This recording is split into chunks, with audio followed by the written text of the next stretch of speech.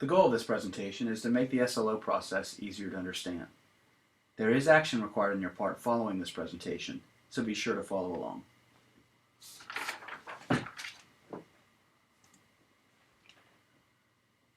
What are student learning objectives? An SLO is a goal that demonstrates a teacher's impact on student learning within a given interval of instruction.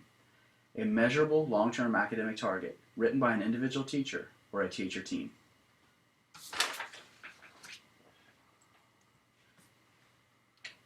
The following acronyms are used in this presentation, so please use this slide as a reference point. For example, LEA stands for Local Education Agency, which is us.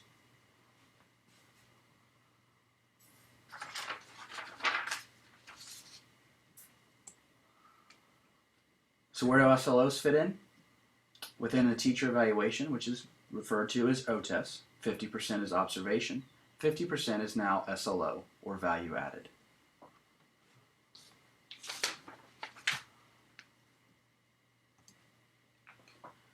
The next 3 slides illustrates the types of assessments you will use in your SLO plan. I will pause long enough on each slide for you to find your grade level and identify your assessment. This PowerPoint will also be provided to you in case you would like to review it in further detail and at your own pace.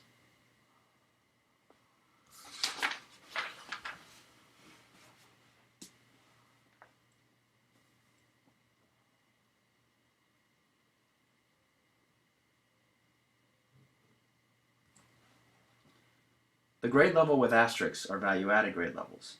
Your student growth is measured entirely by OAA scores.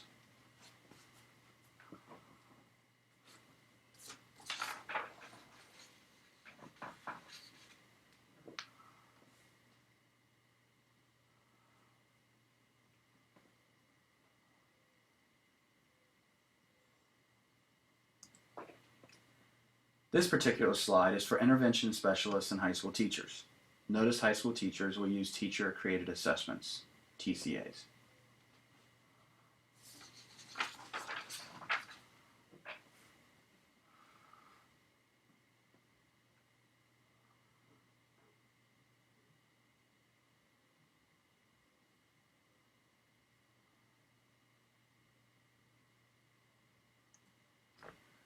Student growth measures will come from OAA value added, and because of this, grades 4 through 8 reading and math teachers do not have to complete SLOs and may exit the presentation at this time.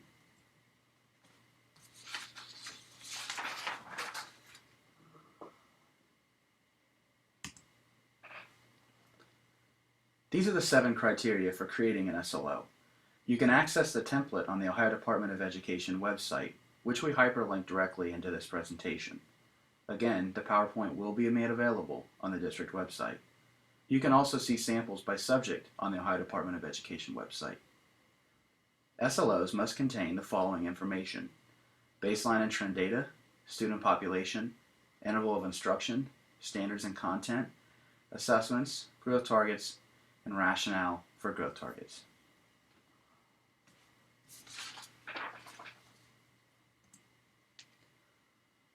This is an overview of the SLO development process. For your SLO to be approved, cross-reference your SLO with each criteria component in the SLO development box. Please note that the growth target and rationale has been completed for TCA teachers by your LEA team. That's us.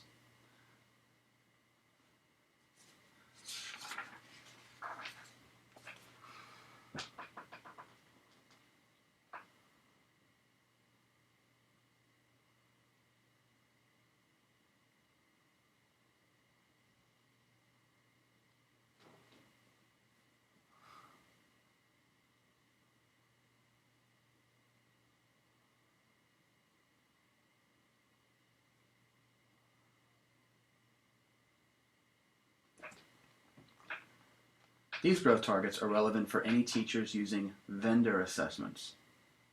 Teachers using Ames, Web, and MAP will use suggested growth targets from those assessments. Teachers using DRA will collaborate to decide growth targets. Rationale will be written by grade level teachers. See examples on the ODE website.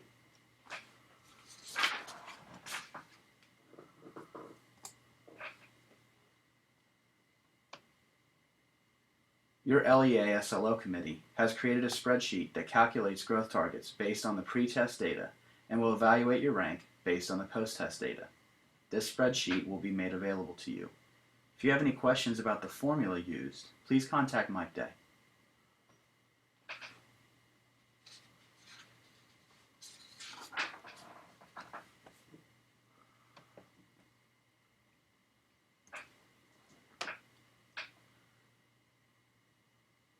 TCA guidelines.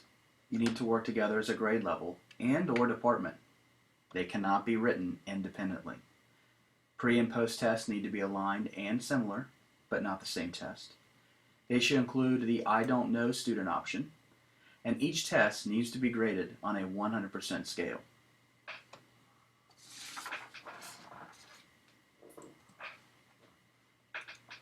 This is the slide we need to stress the most. You need to develop your pre-assessments to begin the year. Most of you have already developed testing instruments, such as semester exams, RAPs, or practice AP exams. We mention this because we do not want you to reinvent the wheel. If you've already created an assessment that satisfies the criteria established in the SLO template. Furthermore, they must be developed and reviewed by other educators.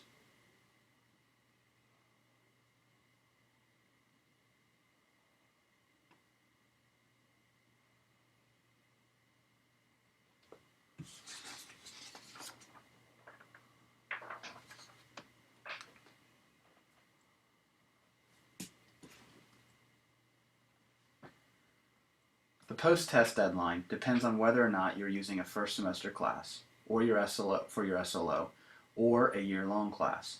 The semester class deadline is the end of the first semester. The year-long class deadline is by April 1st.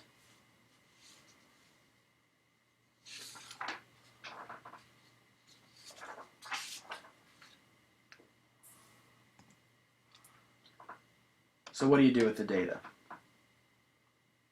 First of all, there are examples of how the baseline and trend data is expressed on the ODE website. From the pre-test and post-test, you will collect the data. Right away, go to the Excel spreadsheet that we created for you and mark the SLO pre and post summary. Mark the scores, and the spreadsheet does the rest. Make sure you save it and put your name in the title as you save.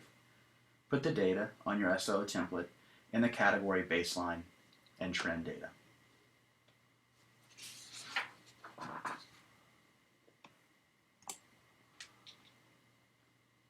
So here's the timeline for the SLO implementation for 2013, 2014, and beyond. By mid-September, administer pre-assessments and create SLOs. And again, you do not have to reinvent the wheel. Just make sure that at some point you've collaborated with another educator. By October 1st, the SLO must be submitted to central office electronically to be reviewed by the LEA. November, receive feedback on the SLO and, if necessary, revise. January through April, gather evidence of student progress, and then in April, complete final submission form and meet with the evaluator to discuss attainment of the SLO.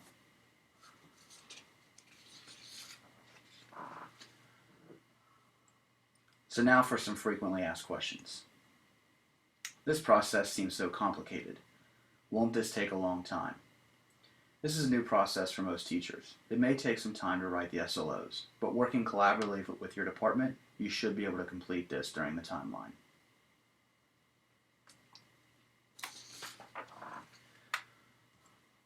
How many SLOs do we need to create? You will need to complete 2 SLOs that are most representative of your schedule. One SLO must come from courses that you teach the most during your day. The other SLO may come from a course that you do not teach for the bulk of your day.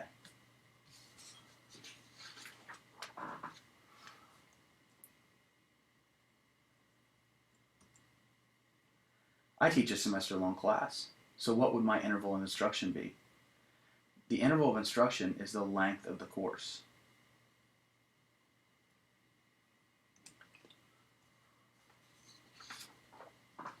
If I do not have a vendor assessment, how do I write my own TCA? You should collaborate with other teachers in your department, creating an assessment document that aligns with state standards and allows for stretch, validity, and reliability. Remember to include I don't know on the pre and post assessment. Explain to the students on the pre-assessment that the purpose of the I don't know option is to eliminate guessing, so we have an accurate illustration of their growth. Furthermore, tell the students that responding I don't know on the post assessment does count as a wrong answer.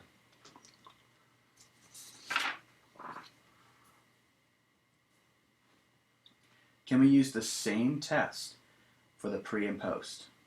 No, but they should have the same content.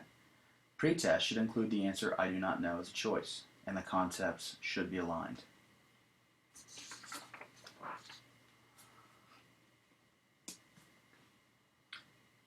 Should teachers provide testing accommodations and modifications to students with IEPs or 504s? By law, the students are entitled to receive the testing accommodations in their individual programs.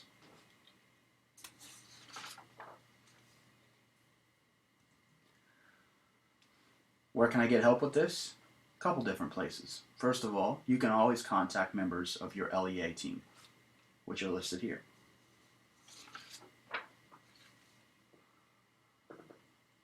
And obviously, the Ohio Department of Education's website is full of wonderful resources that can provide you with all the information that you need.